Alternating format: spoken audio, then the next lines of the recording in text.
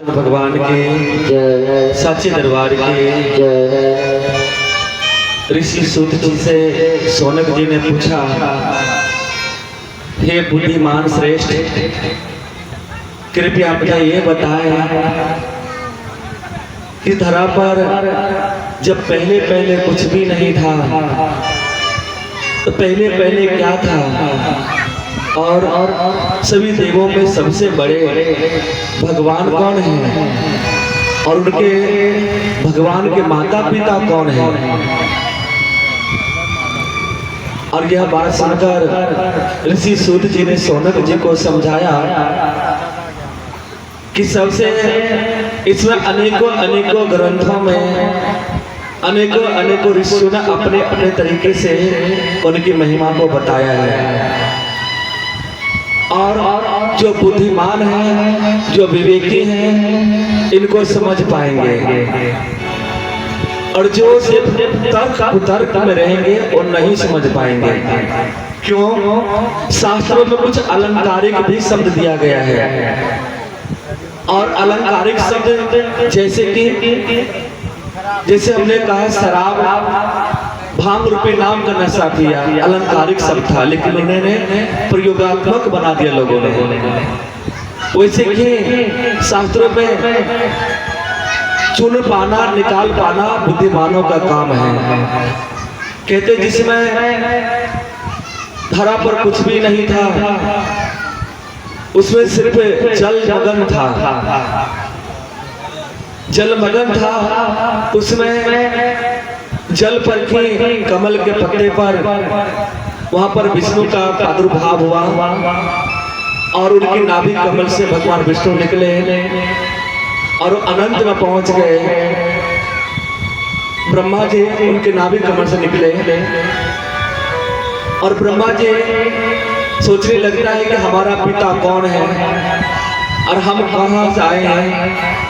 अपने आप को वृद्ध मानकर विष्णु जी से कहते हैं, पुत्र मैं तुम्हारा पिता हूँ, मैं ही तेरा सृजनहार हूँ। विष्णु जी कहते हैं, पुत्र मैं तेरा पिता हूँ, तुम शांत हो जाओ। अब दोनों को वाक्य युद्ध होने लगा कि मैं तुमसे उम्र में बड़ा हूँ। ब्रह्मा जी कहें कि मैं तुमसे बड़ा हूँ उम्र में, मैं तेरा पिता हूँ। विष्णु जी कहते मेरे नाभि कमल से तू निकला हुआ है तो मैं तेरा पिता हूँ। दोनों की लड़ाई इतनी बढ़ गई कि उसी समय लड़ाई को देखने के लिए वहां पर एक अग्नि स्तंभ खड़ा हुआ, अग्नि का खंभा खड़ा हुआ। दोनों कहते हैं, आकाशवाणी हुई, जो सबसे पहले कौन आए हैं धरा पर, इनका जो अंत पालेगा वही श्रेष्ठ होगा। कहते विष्णु जी तल के नीचे चल पड़े गरुड़ पर सवार होकर, और ब्रह्मा जी हंस पर सवार होकर अग्नि स्तंभ को ऊपर चलने लगे। कहते लाखों साल तक विष्णु जी नीचे गए और ब्रह्मा जी ऊपर गए, लेकिन अग्नि स्तंभ का कहीं और छोड़ नहीं पाया। अंत में ब्रह्मा जी थक हार कर जब लौट रहे थे, केतकी का फूल मिला और लौट कर चले आए कि मैंने शायद अंत देख लिया है। केतकी को फूल देखकर उसमें विष्णु जी से कहा, विष्णु जी भी लौट कर आया उसी स्थान पर। विष्णु जी ने सच सच बोला कि मैंने तो इनका अंत नहीं जान सका, मैंने नहीं पा सका इसका अंत।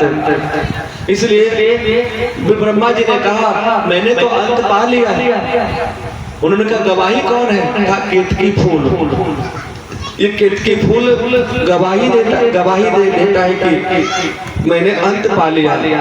उस समय अग्नि स्तंभ से साक्षात गले में मुंद्रमाला पहने हुए, हाथों में त्रिशूल डमरू धारण किए हुए उस प्रकाश पुंज से साक्षात महादेव जी प्रकट हो गए। बोले शंकर भगवान की।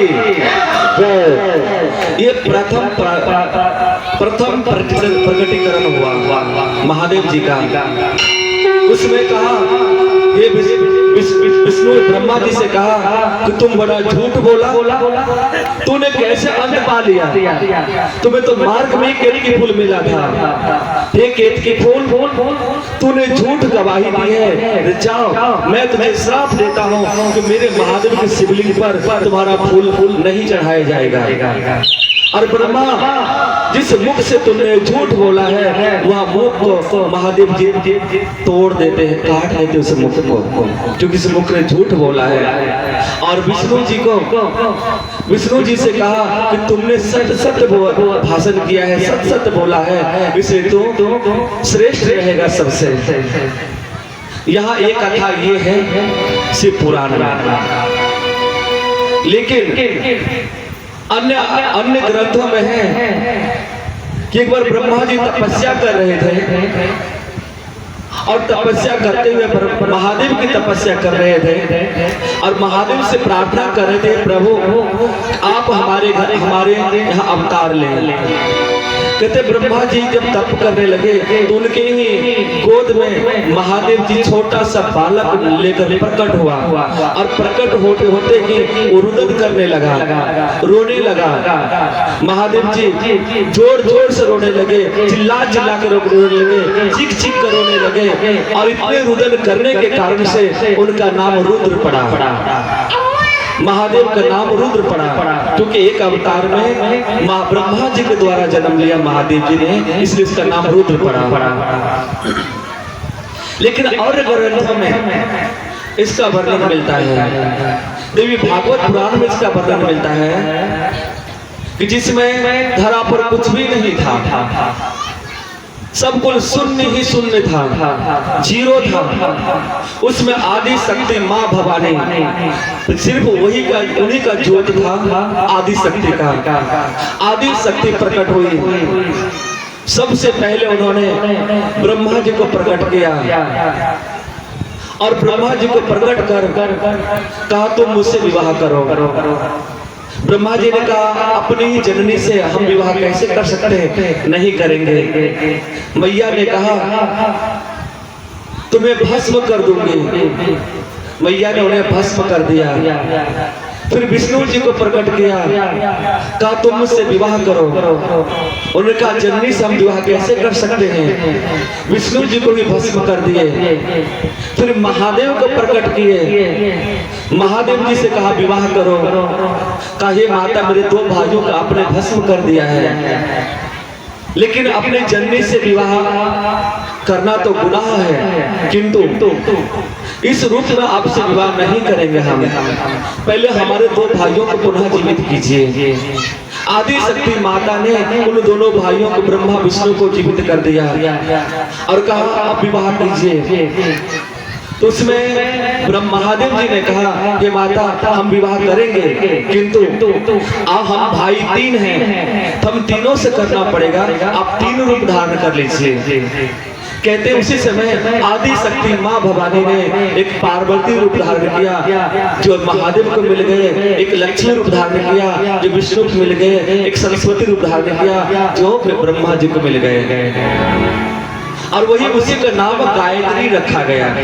वही गायत्री है और वही आदि शक्ति माँ भवानी है, वो सत्य स्वरूपा है। लेकिन और ग्रंथों में इसका और प्रमाण मिलता है। कहते सर्वप्रथम तीनों देव, पहले तीनों देव अपने आप में प्रकट हुए। तीनों में सोचने लगा श्रेष्ठ कौन है, हम ब्रह्मा विष्णु महेश में सबसे श्रेष्ठ कौन है। उसमें कहते हैं श्रेष्ठता का पहचान यही होगा जो सबसे पहले ब्रह्मा जी को भस्म किया, कि जो भस्म होने के पश्चात भी पुनः जीवित हो जाए तो वही श्रेष्ठ होगा। और कहते कि ब्रह्मा जी को भस्म किए तो ब्रह्मा जी पुनः राख की ढेरी बन गई, लेकिन बाद में पुनः वो सशरीर वापस आ गए। और उसके बाद फिर विष्णु जी को भस्म किए, विष्णु जी राख के ढेर बन गए, लेकिन बाद में पुनः अथावत विष्णु रूप में आ गए। देखा ये दोनों भस्म होने के पश्चात भी ये भस्म नहीं पुनः अथावत हो गए। फिर ब्रह्मा जी उस महादेव जी अपने आप को भस्म किए और महादेव जी उन तीनों भस्म के ढेरियों में 3 भस्म की ढेरियां हुई ब्रह्मा विष्णु महेश का, लेकिन उस भस्म से सर्वप्रथम महादेव प्रकट हुए, उसके बाद विष्णु जी, उसके बाद ब्रह्मा जी प्रकट हुए। इसीलिए उसी दिन से महादेव जी श्रेष्ठ कहलाए। और दूसरा आदि शक्ति माँ भवानी के सामने, आदि शक्ति माँ भवानी के सामने महादेव जी ने प्रस्ताव रखा तीनों से विवाह करें, इसलिए महादेव जी को श्रेष्ठ बताया गया है। अलग अलग बातों में, लेकिन वो तीनों एक ही रूप है, वो अलग नहीं है। सब तीनों आदि शक्ति के रूप हैं और तीनों उनको माता ने आदेश दिया रचना करने का, सृष्टि पालन करने का, और स्वयं माँ स्वयं सारा दुख उठाने का पीड़ा उठाई। आदि शक्ति माँ सब कुछ करने कराने वाले वो आदि शक्ति माँ भवानी है। और यहाँ शास्त्रों में लोग न जाने क्या क्या तर्क देते हैं, क्या क्या कुतर्क करते हैं, लेकिन परमात्मा को बाहरी से नहीं समझ सकते। एक अनि अरूप अनामा अज सच्चिदानंद पर धामा व्यापक विश्व रूप भगवाना देह धरि देह चरित्र कृत नाना। जो एक है, जो सब अनी है, जो बिना देह का है, बिना नाम का है, बिना रूप का है, वो देह धरि चरित्र देह धारण करके अनेक प्रकार के लीलाएं करते हैं। और तुलसीदास जी बाबा ही कहते हैं सगुन ही अगुन ही नहीं कछु भेला गाव ही मुनि पुराण बुध भेदा अगुण अरूप अलख अज जोई भगत प्रेम बस सगुन स होई। वही भक्तों के प्रेम के लिए वो सगुण रूप धारण कर लेते हैं। कुछ पंथाए वाले भगवान को कहते मैं निराकार को मानता हूँ, तो कोई कहता है साकार को मानते हैं। रामानंद को मानने वाले उस साकार को मूर्त पूजा मानते हैं, और कबीर को मानने वाले वो निराकार को मानते हैं। लेकिन कबीर साहब से किसी ने पूछा आप निर्गुण के पुजारी हैं, सगुण के पुजारी हैं? तो कबीर साहब ने कहा निर्गुण पिता सगुण महतारी, किसको निंदो किसको बंदो दोनों पलड़ा भारी। कि निर्गुण पिता है तो सगुण जो सतगुरु रूप में आता है वो माँ है। पिता दंड देता है लेकिन माँ बच्चे के दंड को क्षमा कर देता है। इसलिए बिंदु ध्यान उपनिषद में आता है अग्निर मूर्धा चक्षुषी चंद्र सूर्यो दिशा श्रोत्रम वाग्वृतस्य वेदः वायु प्राणस्य हृदयमहिद्यम विस्मस्य पदाभ्याम हृदयम सर्वेश हयोस भूतांत आत्मा। उस विशाल परमात्मा के अनंता को था नहीं लिया जा सकता, जिसका आकाश उसका मस्तक है और चांद और सूरज दोनों उस परमात्मा की आंखें हैं। 10 दिशाएं उनकी भुजाएं हैं और पृथ्वी उनका चरण है। ऐसे परमात्मा का सिर्फ स्तुति की जा सकती है, प्रार्थना की जा सकती है। उनके निकट जाने में डर लगता है, उनके निकट आने में भय लगता है। क्यों? क्योंकि अनंत परमात्मा है और हम जीव हैं। हम जीव पाप गुनाहों से कमियों से भरे पड़े हैं, इसलिए उनके पास जाने में हमें भय लगता है। तो हम उनके पास जाएं, पर कैसे जाएं? तो वो माँ जैसे माँ और किसी से डर सकते, लेकिन बच्चे अपने माँ से नहीं डरते हैं, अपने पिता से नहीं डरते हैं, मुकाबला कर लेते हैं। तो वो परमात्मा वो देह धारण कर गुरु बनकर धरा पर अवतार लेते हैं, ताकि वो ममता लुटाते हैं। उनसे भय नहीं, उनसे प्रेम लुटाया जाता है। वो प्रेम पाने भी आता है और प्रेम लुटाने भी आता है। वो परमात्मा वो गुरु बनकर आता है वो, ताकि उसके अपने मन की व्याथा कह सके। डायरेक्ट परमात्मा को हम कुछ नहीं कह सकते, उनसे भय लगता कुछ कहने में, लेकिन गुरु के सामने दिल खोलकर उनको कहते तुम्हें माता च पिता, तुम्हें बंधु च सखा। वो दोस्त भी बन जाते समय पर, वो माँ भी बन जाते, भूखे रहते हैं। हमने जब से संन्यास लिया है तब से एक दिन भी भूखा नहीं रहा।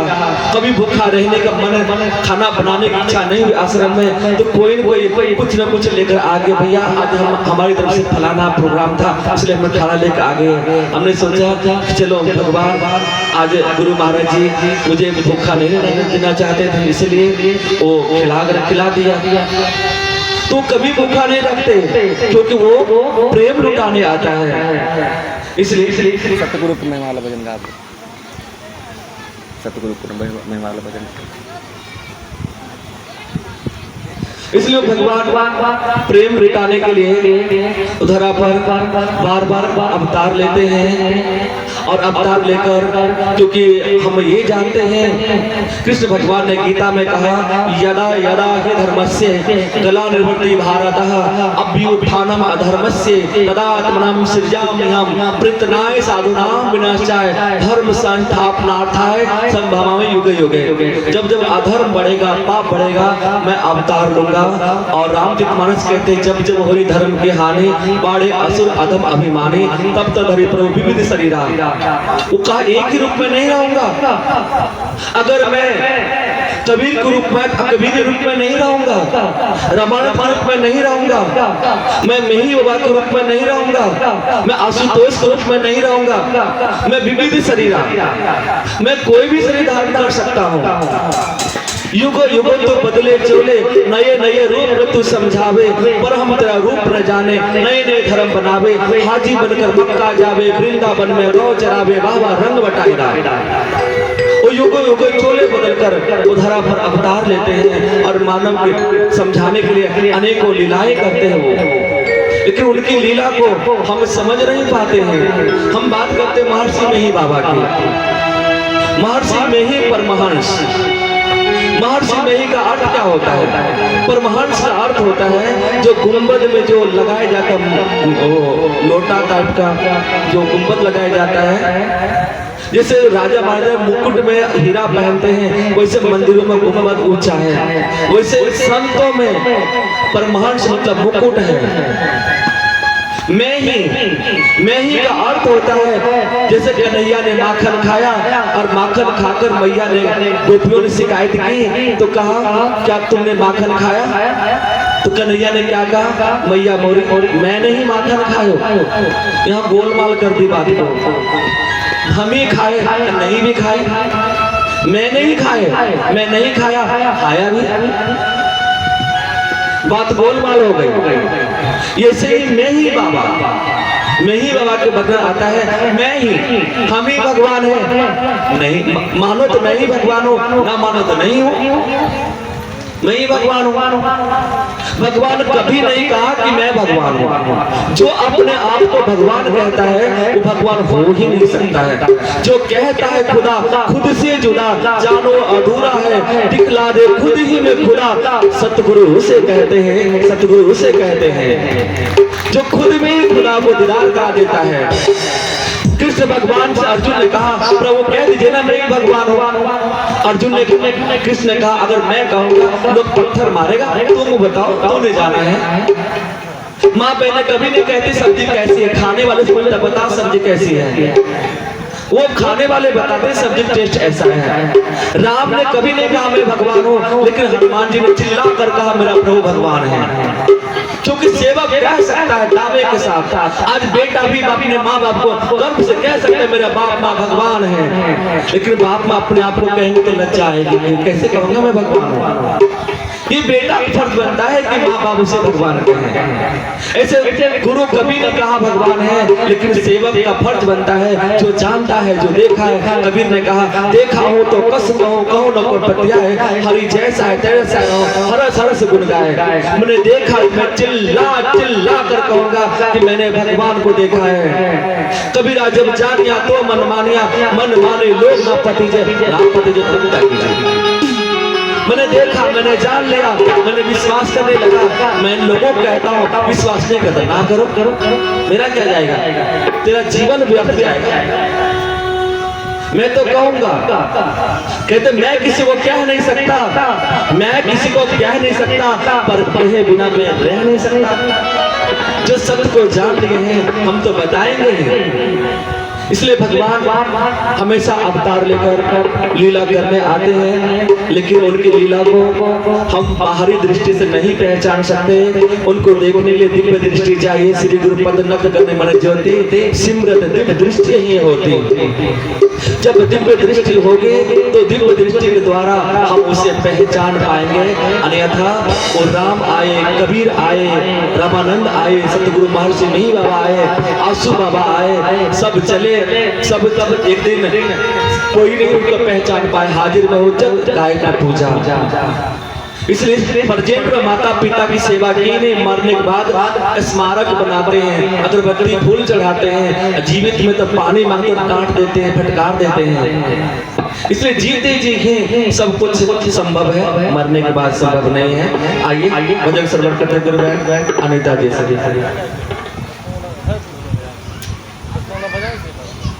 भजन करें।